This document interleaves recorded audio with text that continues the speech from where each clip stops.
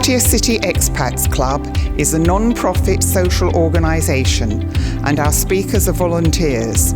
The club as such assumes no responsibility or liability for the professional reputation of or the quality of services provided by the speaker today.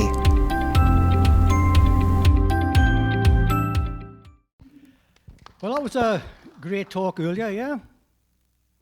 I now know to use a toilet, a squat toilet. I don't know how I'm going to follow that previous talk. I might as well pack up and go home, huh? So, I had a few inquiries about what was osteocalcin. So this is part 2 of my previous talk, if you like. So osteocalcin, what is it? Well, the definition and function and health effects is what we'll be talking about. Most of this has been prepared by a PhD, so if it's wrong, don't blame me. Osteocalcin is a protein. It also acts as a hormone and is produced in the body in the bones with osteoblast cells, and its purpose is to mineralize the skeleton. It binds calcium to the bones. It works to maintain and regenerate bone tissue. Without osteocalcin, you will not have a skeleton. Now, it also acts as an important hormone. It is important for strong bones, and it will adjust insulin and glucose levels. It will increase testosterone and improve muscle strength and cognitive function. If you look at the schematic,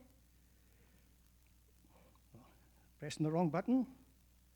I'm sorry, I'm partly blind, so I can't see everything. Osteocalcin produced in the bones will improve your pancreas. It increases insulin production and beta cell proliferation. It also affects the brain. It acts as a neurotransmitter and increases production. It increases insulin sensitivity in the muscles and in the adipose tissues, which is your fat. It also increases adiponectin, and it decreases fat mass. And it also increases testosterone. As I say, it's a... Sorry, I can't get this clicker to work. Oh, there we go.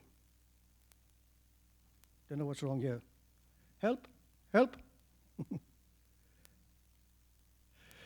If you was here for my last presentation, you will remember this schematic. To get calcium into your bones, you need to take vitamin D3, which will help you absorb the calcium, because calcium is not easily bioavailable.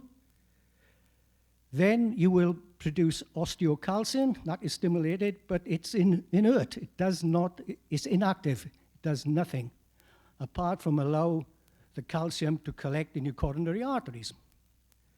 So you need vitamin K2, menaquinone 7. That will activate the osteocalcin, and it will allow deposition of calcium in your bones.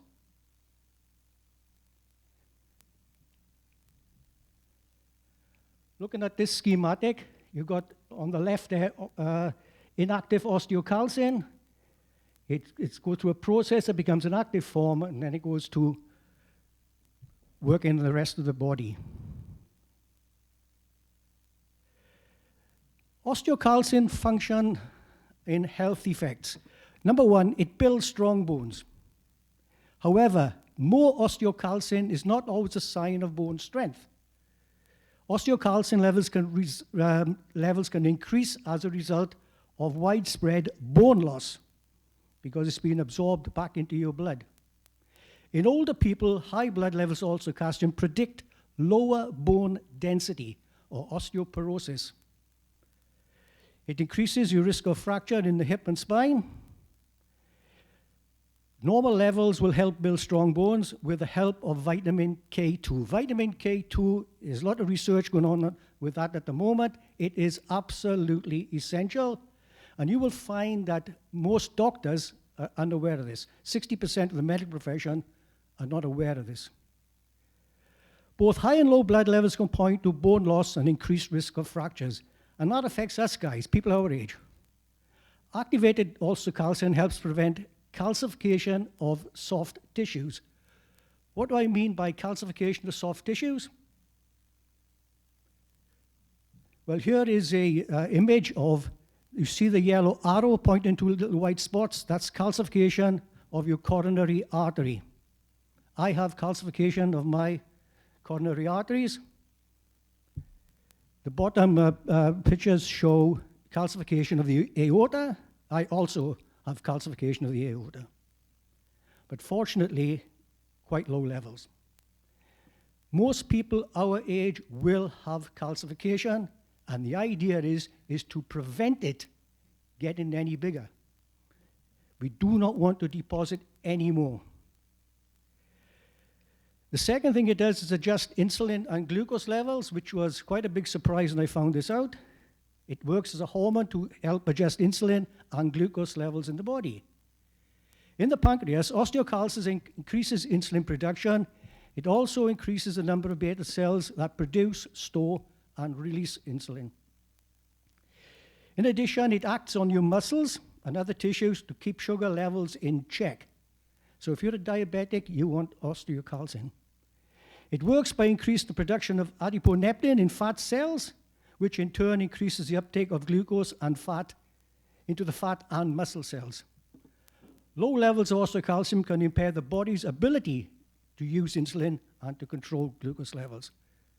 And I found out yesterday my levels are low. I went and had an osteocalcin test, and I'm just a little bit low. It stimulates testosterone production. It's been linked to reproductive health in men. From the blood, osteocalcin reaches cells in the testicles and increases the production of testosterone. And all us guys like to believe we do not need more testosterone, don't we? We're quite macho. It may improve muscle strength. Osteocalcium may increase the strength of your limbs, your skeletal muscles, and it seems to help the muscles adapt to exercise, which is particularly important for preventing muscle loss in older people. I spoke about this in my last presentation. Muscle loss is a big problem in older people. Higher levels of blood osteocalcin have been linked to muscle strength in women over the age of 70. Plus, osteocalcin may reduce the risk of falls and bone fractures by maintaining muscle mass. If you remember, I spoke about if you cannot stand one leg horizontal, with one thigh horizontal, if you can't stand there for 5 seconds, you will have weak muscles in your hip. Your stabilizer muscles are quite weak. Indirectly, osteocalcin helps build muscles by increasing testosterone. So the bottom line for that slide is osteocalcin increases strength, muscle mass, and exercise capacity. It may prevent muscle wasting and fractures in seniors. I consider it very important.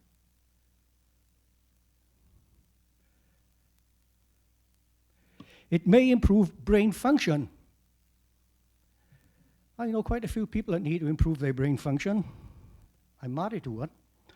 Animal studies have found that osteocalcin increases the production of monoamine neurotransmitters such as dopamine, noradrenaline, and serotonin in the brains of mice. These neurotransmitters play significant roles in motivation, learning, mood, and memory. In a study of 177 women between the age of 71 and 78, higher osteocalcin levels were associated with better cognitive function. And it's probably something you've never heard about. Health conditions linked with low osteocalcin, insulin resistance, and diabetes. Most doctors don't know that. In a study with 98 healthy people, low osteocalcin levels were linked to poorer use of insulin by the body because they become insulin resistant, and they had elevated glucose levels. In a meta-analysis of 39 studies, for those who may not be aware, a meta-analysis is something like where the Johns Hopkins University do their own survey, and they look at the survey of everybody else, and they bring it all together as one study. the more participants there are in the study, the smaller will be the error. So they involved over 23,000 people. Lower osteocalcin was associated with higher A1C over a 3-month period, which is a measure of a 3-month average blood glucose level. In fact, low osteocalcin blood levels have been associated with type 2 diabetes in men, women, and children. In turn, high osteocalcin was associated with better control of blood glucose. And in a study of 128 people with type 1 diabetes, so it helps type 1 diabetics as well. For a type 1 diabetic, there is no cure. For a type 2 diabetic, there is a cure, albeit the hospitals tell you there's not. There is a cure. I cured myself. And I've cured one other.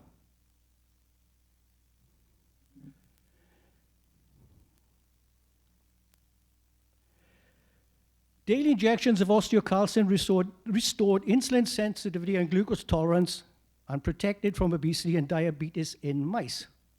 Osteocalcin protected rat beta cells, which produce insulin, from damage by high glucose levels. And it's not just the high glucose levels which is harmful, it's the high insulin levels. Most people think that being a diabetic is having no insulin. That's a type 1. Type 2 diabetics have high insulin, which doesn't work because their body is resistant. And that high insulin is doing you a lot of damage. It causes you metabolic syndrome and many other ailments. Hardening of the arteries, atherosclerosis. The relationship between osteocalcin and the hardening of arteries is very complex, very, very complex. In 774 men, higher osteocalcin levels were associated with less artery hardening or calcification and lower heart disease risk. Also, researchers prevented the hardening of arteries in diabetic rats by increasing osteocalcin levels. However, high blood osteocalcin levels were associated with heart artery hardening in 114 men, regardless of other cardiovascular risk factors and bone density. Finally, in one study of over 3,000 people found that osteocalcin levels and stiffness in the arteries were related to an inverse J-shaped curve. This means both low and high levels of osteocalcin may increase the risk of hardening of the arteries, although low levels likely increase the risk to a greater degree. Now, I couldn't find a good graph, so I've used one from a finance paper. If you look at this curve, this is the optimum level of osteocalcin. And as osteocalcin levels rapidly increase, the opposite effect occurs. You'll get less calcium deposited in the bones.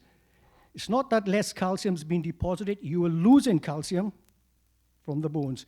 You're losing osteocalcin and calcium from the bones, which is now in the blood. When the osteocalcin levels come to optimum, so does calcium deposition. So high and low level osteocalcins in the blood can indicate osteoporosis. Now you ladies, many of you ladies will probably have osteoporosis. So this should be of interest to you. It's easily resolved. Atherosclerosis, sometimes called hardening the arteries, occurs when fat, cholesterol, and other substances build up in the walls of the arteries.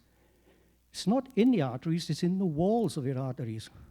Many doctors say it's in the arteries. It's completely wrong.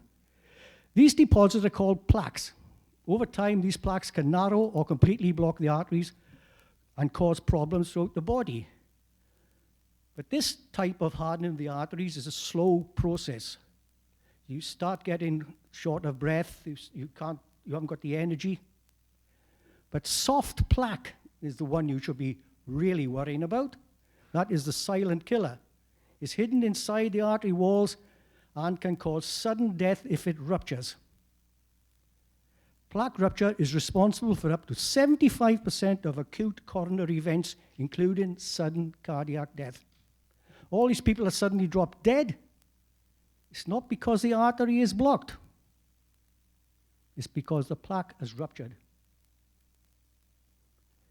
Now, inflammation, and along with the pressure, your blood pressure, the plaque generally causes, causes a rupture.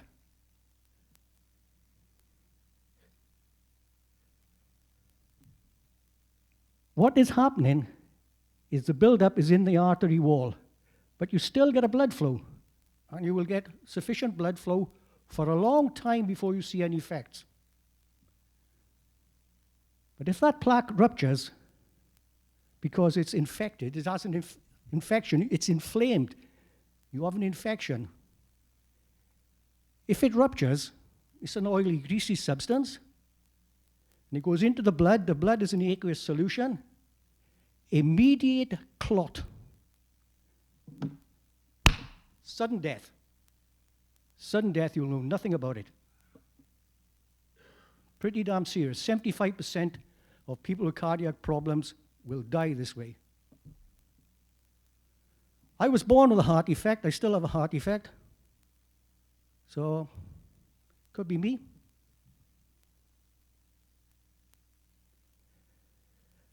Low levels of osteocalcin have been associated with heart disease. The current evidence suggests that normal osteocalcin levels support the overall health of the heart and blood vessels. However, it's not that simple. Many other factors, including age, sex, physical activity, and so on, will play a big part. In 247 seniors with heart disease, those with lower osteocalcin levels are at a higher risk of future cardiovascular health problems. Furthermore, low osteocalcin levels are also associated with a higher risk of heart disease in 2 studies with over 3,500 people. So low osteocalcin levels then will increase the risk of heart-associated health issues in both those who are healthy and in those who already have cardiac problems.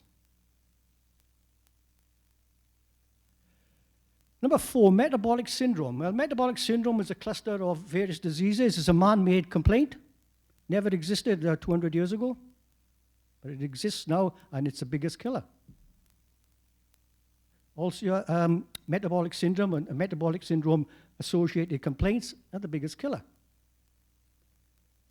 Metabolic syndrome is a cluster of the following conditions that together increase a person's risk of heart disease and diabetes and cancer.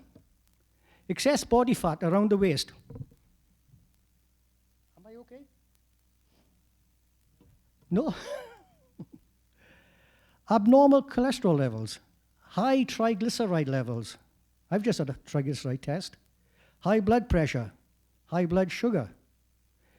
Now, in a meta-analysis of 55 studies with 47,000 people, low osteocalcin blood levels were associated with metabolic syndrome. And 790 older men in another study, low levels pointed to metabolic syndrome.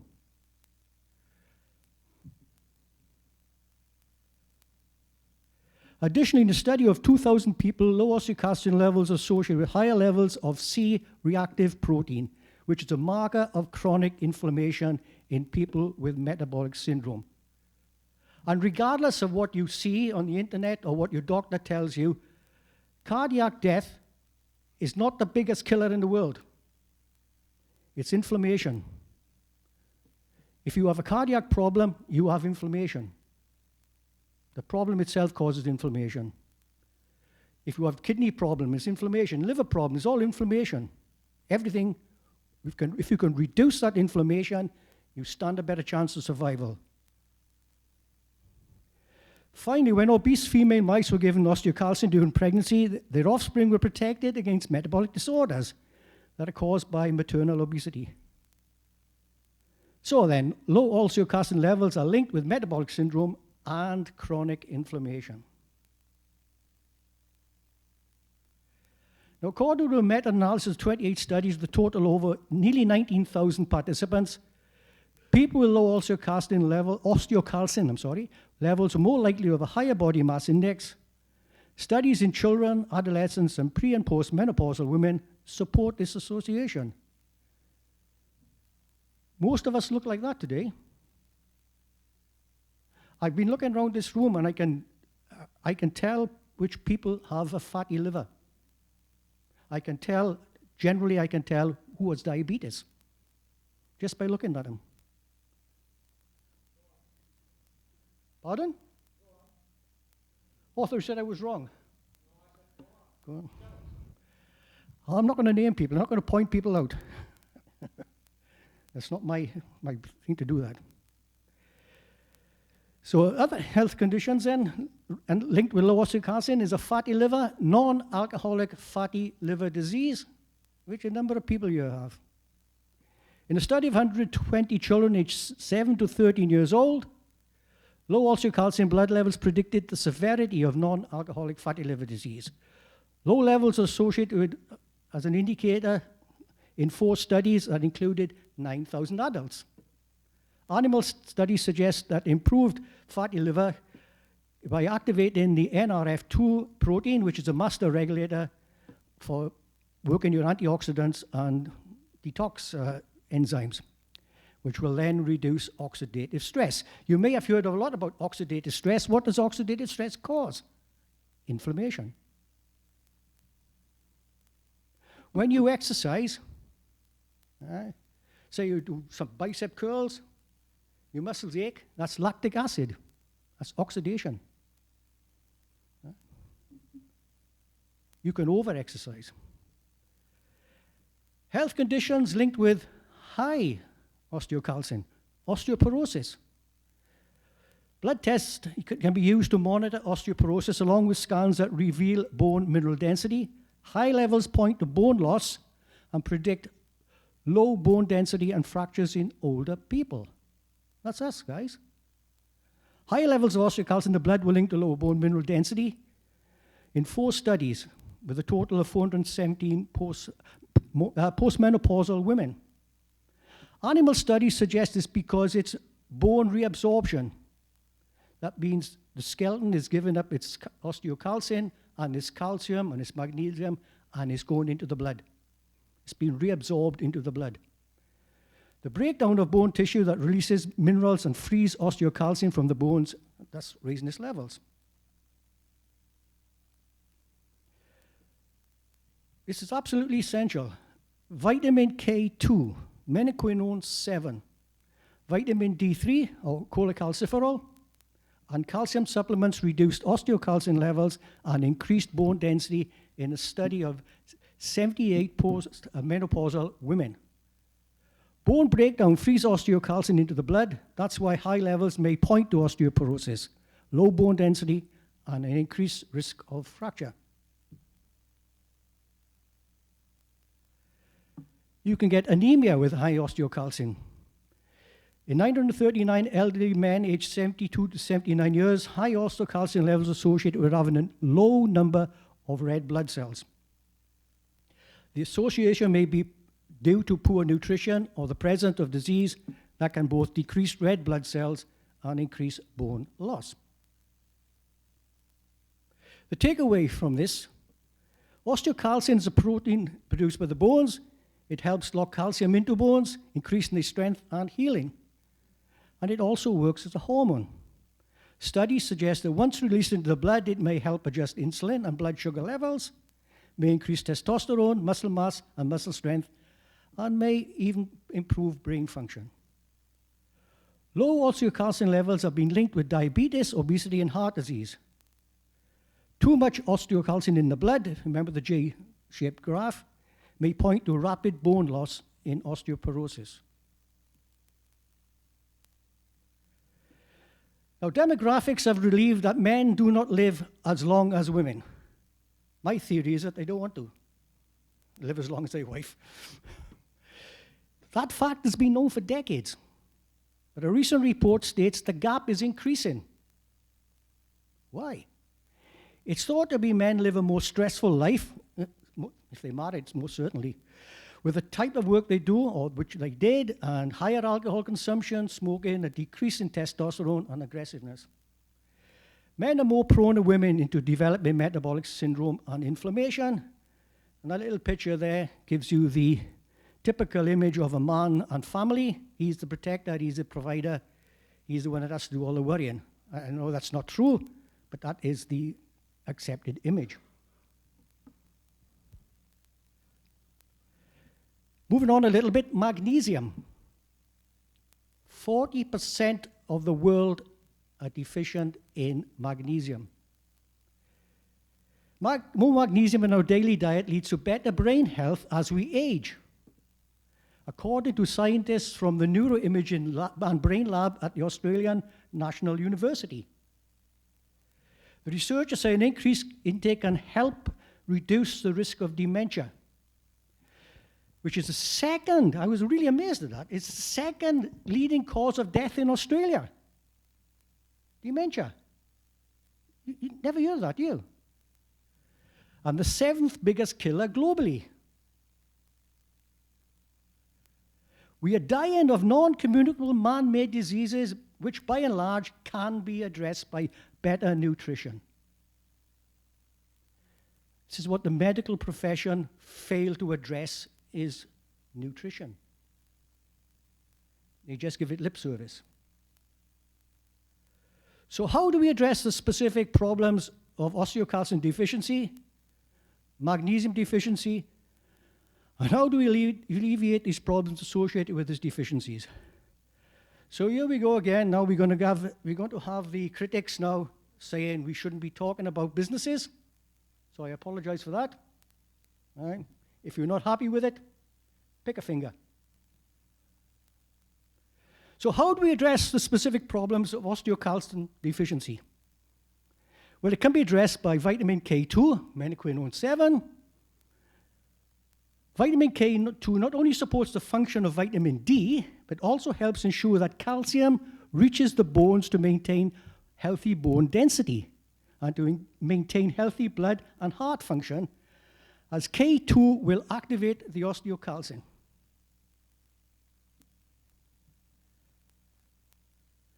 How do we address the specific problems of magnesium deficiency? Well, magnesium is involved in over 300 biochemical reactions in the body every single day. Most people are not getting enough. Even if you think you're eating a healthy diet, you'd be unlikely to get enough magnesium, because these days they are not putting the magnesium back in the soil because it's too expensive. They're not making their profit margin. So the ground is becoming deficient in magnesium. So it's not in your vegetables anymore. A deficiency in magnesium can cause many serious health issues such as heart problems, difficulty sleeping, decreased focus, difficulty managing stress, loss of bone density, and a loss of exercise performance. How do we alleviate the problems associated with chronic inflammatory disease? Well, all the previous diseases will cause inflammation. According to many scientists, chronic inflammatory diseases are the #1 cause of sickness and death in the world because it's associated with every disease. In fact, more than 50% of all deaths can be contributed to inflammation-related diseases such as heart disease, stroke, cancer, diabetes, arthritis, kidney and liver diseases. This factor 4 contains natural substances. It's not a synthetic drug. And it contains 4 of the world's strongest anti-inflammatory agents, natural agents. So are these supplements expensive? I don't know. Depends how you look at it. For example, not just me, but at least a couple of you guys will go out and buy 4 pints of Guinness in the night. That's 1,000 baht. But you ask him to spend 1,000 baht on supplements, paying too expensive. Cannot do that. But the 4 pints of Guinness lasts you one night. You buy the supplements, you've got a month's worth. Where do you get them from? Well, let's compare some prices. If you go to my website, you'll get this D3K2, which I would recommend to everybody, whether you're ill or not, because it's got a preventative factor about it. Less than $10. If you remember, it's less than $10. One of his competitors, look, $34. That's a big saving. Monstrous saving. But you can't afford it, can you? Magnesium, less than $9. Competitors, $28. Remember, there's postage on top of these. Factor 4, a bit more expensive, less than $20 as opposed to $58. But you're going to keep taking the Guinness. Yeah? That doesn't help any. I love it, mine, but it doesn't help any. But do they really work? Well, there's a lot to read here, so I'll go through quickly. These are testimonials or medical from medical papers. They're not somebody's opinion. These are from medical records, how people have, by taking supplements, especially vitamin C, how they've cured themselves from various diseases. I find it a little bit hard to believe mine, but an elderly woman in China was in the ICU diagnosed with acute liver failure when her American daughter intervened and paid for the hospital. She received high doses of intravenous vitamin C, and she recovered within days. It's not unusual to see that. You go to hospital here,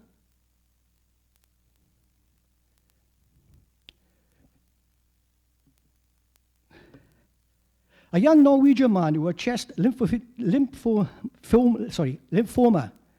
found that it disappeared after adopting a restrictive ketogenic diet and nutritional supplements, including high-dose vitamin C. And underneath there, you can see the paper that you can get this information from. These are medical records. Medical records, folks.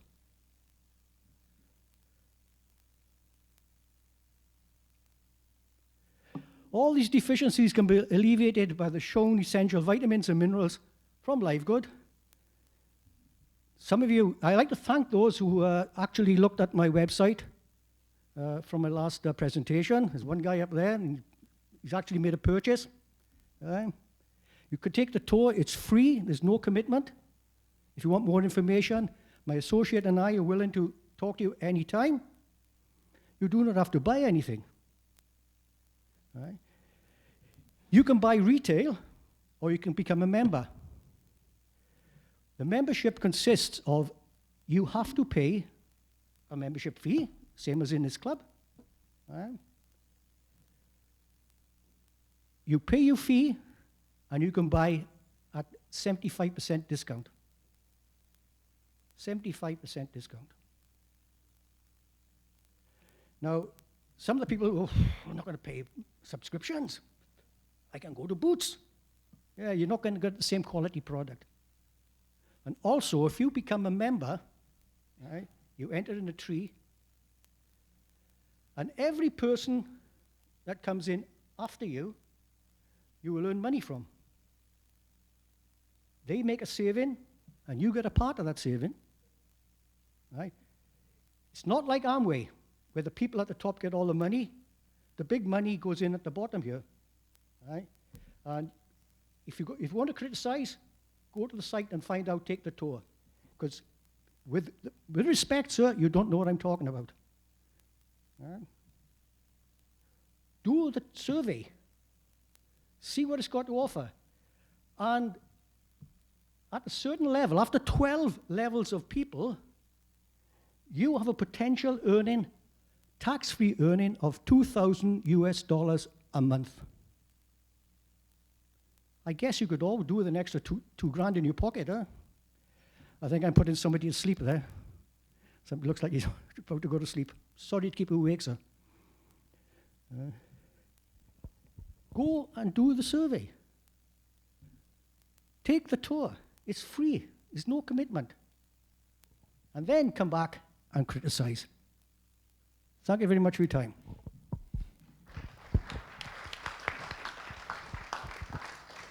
I will say that Barry's last talk did cause one person to act. I actually take the K3D2 now, and I think it's highly recommended that you think seriously about taking it. So thanks for that, Barry, from your last talk. Oh, yeah.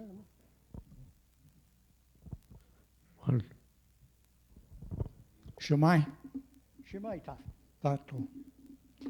Just to clarify the situation, you said that diabetes type 2, Yes. which generally 95% of the people, certainly in the UK, have, can be cured. Can I clarify that and say you actually go into remission, Okay. and it is not cured, and therefore it's a bit like an alcoholism. You go into remission as well. There is a big difference, and I've been through the whole of that process myself, and I'm back to pre-diabetes, to having no diabetes, to be pre-diabetes, etc. So it's never left me, but it's still there, and it will appear. Do you agree or disagree? Yeah, pretty much agree. Right? You have to take the right nutrients, you take the right diet, take the right exercise. Yeah, I make that as a personal situation, Yeah. and in a professional way as well. Thank you. Yeah, you're welcome.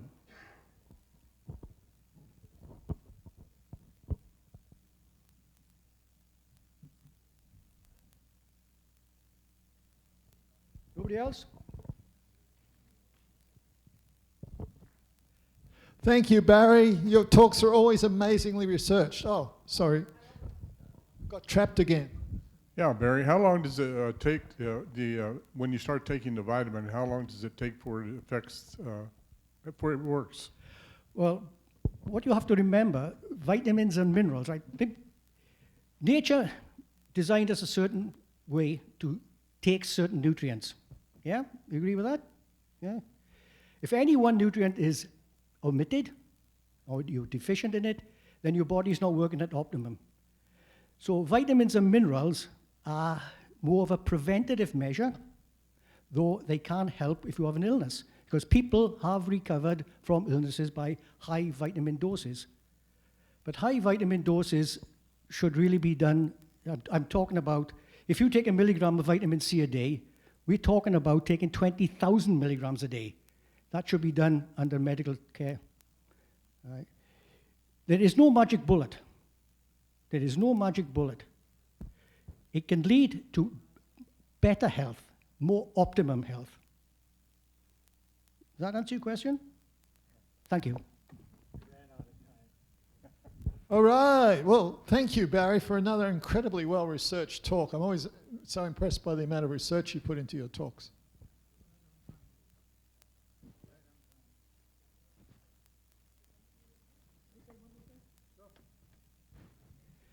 For those skeptics out there, when you go and see your doctor in the hospital, you ask him how many